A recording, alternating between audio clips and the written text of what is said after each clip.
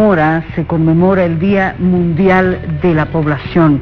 Y antes de ir al corte yo le mencionaba unas cifras. Remontémonos a 1990, cuando 5.000 millones de seres humanos era una cifra que espantaba a muchos, que hacía adelantar el apocalipsis y que para muchos estábamos muy cerquita del fin. Hoy, 2017, no solamente somos 5.000, somos 7.600 millones de seres humanos. ¿Cómo estamos? ¿Hemos mejorado? ¿No? ¿Sí? ¿Cómo? ¿Cuánto? Bueno, para hablar de esto y más, está con nosotros Ana Angarita, quien es representante del Fondo de Población de Naciones Unidas, y también Ana María Lema, historiadora. Muy buenas noches, bienvenidas, gracias por acompañarnos hoy. Hoy es un día muy importante. ¿Cómo está en líneas generales esta presencia del ser humano en el mundo? Bueno, muchísimas gracias. Buenas noches, María René. Sí, hoy, 11 de julio, como todos los años, conmemoramos el Día Mundial de la Población. Y como tú sabes, cada año se elige un tema a nivel global para llamar la atención sobre alguna problemática de población, para sensibilizar y socializar información. Y este año el tema precisamente es la planificación familiar, empoderando personas, desarrollando naciones. Y como tú decías, sí, ya estamos en 7.000 millones de habitantes, y eso representa una cifra preocupante para nosotros en el sentido que no hay, digamos, una necesidad satisfecha de planificación familiar. En 1970 el 35% de la población mundial tenía acceso a servicios de planificación familiar. En 2016 ha aumentado a 70 aproximadamente, ¿no? Eso quiere decir que hay una brecha muy grande. Pero no solamente es que las mujeres tengan las posibilidades de acceder a servicios de planificación familiar, sino que estos sean brindados con calidad, con información. Temas básicos, alimentación, contraste en cifras. Alguien me decía, un analista de temas macro, me decía, ojo, que proporcionalmente ahora es un porcentaje menor de gente que padece hambre, aunque el número sea mayor. Yo creo que las brechas y como, bueno, ahora lo va a evidenciar y nos va a compartir Ana María, las brechas siguen siendo muy grandes. Aquí estamos, que quería también mencionarte, es que la finalidad también que tiene la conmemoración de este día es volver a colocar al centro del debate político de la agenda global los temas de desigualdades, ¿no? Y específicamente desigualdades que viven las mujeres, ¿no? Entonces, ¿dónde están esos derechos de las mujeres? Y ese recorrido que hace este estudio sobre la vida de las mujeres, siglo XIX, siglo XX, realmente constata que ha habido avances, pero que todavía existen brechas y derechos todavía no realizados, no alcanzables en muchos casos, ¿no? Estamos hablando, queríamos ir de lo muy, muy grande, hablar de este mundo donde hay tecnología, donde hay contrastes, donde una minoría maneja todos los recursos del universo y una gran mayoría no, hay diferencias, hay limitaciones. Dentro de esto, Bolivia, en este escenario, hablamos de Bolivia, hablamos de igualdad, tenemos que hablar de equidad. ¿Cómo lo hacemos?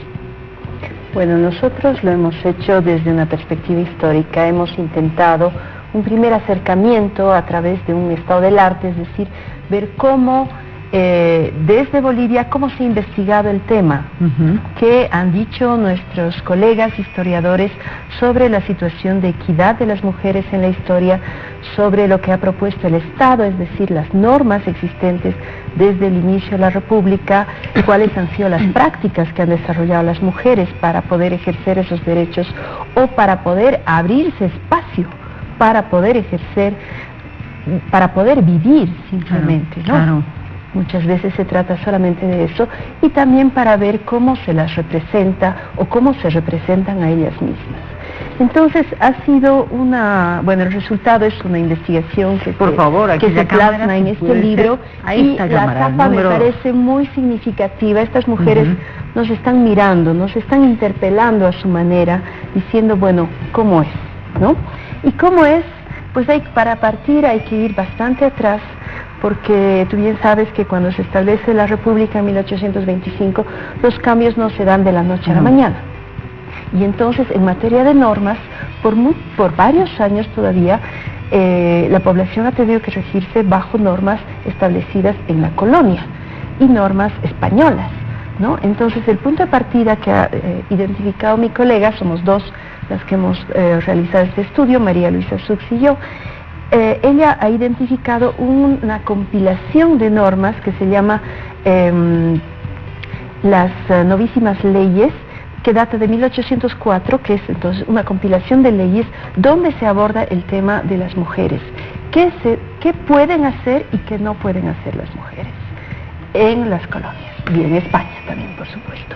Y el punto de partida es que en el periodo colonial y en gran parte de la República va a regir una norma, un postulado central que se llama la patria potestad. Sí. La patria potestad significa que las mujeres están sujetas a la autoridad del padre si son solteras o del marido si son casadas. Con lo cual hemos sacado la conclusión de que la mejor situación para las mujeres es ser viudas. Bueno, no queremos aumentar nada. En casa en este momento mínimamente esbozado una sonrisa, pero bueno, es un tema que tiene, por supuesto, todo un legado histórico detrás y por supuesto grandes desafíos para este tiempo, donde es bueno que sepamos de dónde venimos y hacia dónde vamos. Exacto, entonces muchas limitaciones para las mujeres, muchísimas limitaciones, no eran dueñas de sus bienes, no eran dueñas de sus hijos, no eran dueñas de sus cuerpos, en fin, muchísimas limitaciones. Pero poco a poco se han ido abriendo espacios, las mujeres mismas han ido abriendo brechas para poder justamente ocupar un rol, o sea, ellas de hecho estaban ocupando un rol fundamental en la vida de la familia, pero un rol no reconocido, ¿no? Entonces, por un lado, a través de la educación, y eso desde el Estado, se van abriendo espacios. Hay colegios para niñas huérfanas, por ejemplo. Manuel Isidoro Belzu lanza una serie de medidas muy interesantes también para la educación de las mujeres. Después, más adelante, en el siglo XIX, cuando se municipaliza la educación, también hay establecimientos para niñas. Por otro lado, las niñas, las jóvenes van también aprendiendo oficios, ¿no? Eso sí está permitido, porque el trabajo de la mujer no estaba permitido, el trabajo oficial reconocido, no sabemos que las mujeres trabajaban, pero no se reconocía como tal. Y por otro lado también van avanzando las normas, tarde, ¿no? Está, por ejemplo, en 1898, si no recuerdo mal, la ley de registro civil, que beneficia a todos, hombres y mujeres, pero ya las mujeres pueden tener derecho a una identidad, no es poca cosa. Después está el matrimonio civil. Antes todas las etapas básicas de la vida estaban bajo el control de la Iglesia Católica, ¿verdad?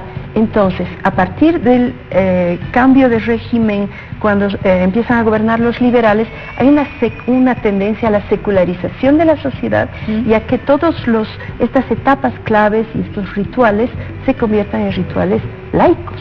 Entonces, el matrimonio civil es un logro para las mujeres, pero no ha sido pensado para beneficiar a las mujeres, sino ha sido pensado para marcar distancia con la Iglesia, ¿no? Bueno, más adelante hay otras luchas, otros derechos que van siendo adquiridos, pero básicamente se trata de derechos civiles, ¿no?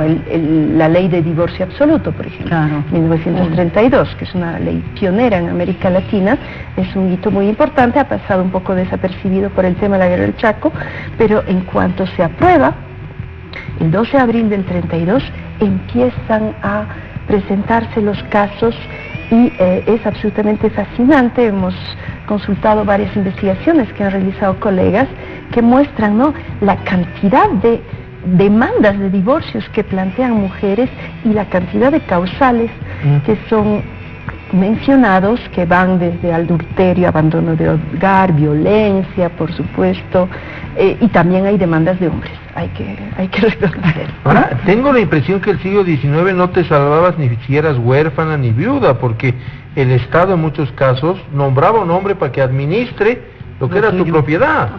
Sí, absolutamente, pero hay algunas mujeres muy astutas que han de alguna manera elegido el hombre que va a administrar sus bienes. ¿Y quién va a ser ese hombre? Va a ser su hijo. Y ellas van a, digamos, señalar a su hijo, tienes que hacer esto. Entonces, lo que vemos también, y eso ya entramos al ámbito de las prácticas, es cómo varias mujeres en diversos estratos sociales, étnicos, geográficos, etcétera, van buscando las maneras justamente de poder vivir, sobrevivir y de posicionarse, por ejemplo, como hacendadas, como empresarias, como comerciantes, mujeres indígenas también, que llegan a tener un estatus muy importante. Hay varios casos, por ejemplo, de cacicas. Esas cacicas, pero son las menos. Son las menos. Evidentemente son casos excepcionales que hemos identificado, pero son muy significativos, ¿no? El caso de una mujer, por ejemplo, de Sinti, en Chuquisaca, ¿no?, que ha sido criada, bueno, es huérfana a corta edad, pero es criada por su padre en medio de hermanos, ¿no?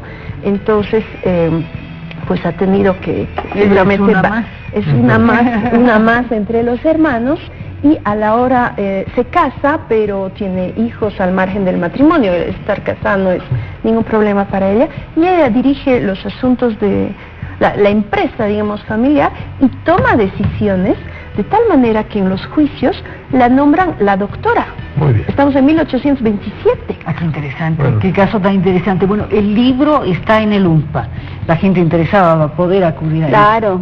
Pero hay algo más. Yo quiero lograr ahora el compromiso de todos ustedes. Este es un paso en un largo camino, donde han habido otras personas, hombres y mujeres que han sembrado, y claro, queda un camino más para adelante, largo, grande, en beneficio de miles, Dios quiera que de millones. Ana, cuento contigo, Jimmy, cuento contigo, cuento también con usted, y también contigo, Ariel, ¿verdad?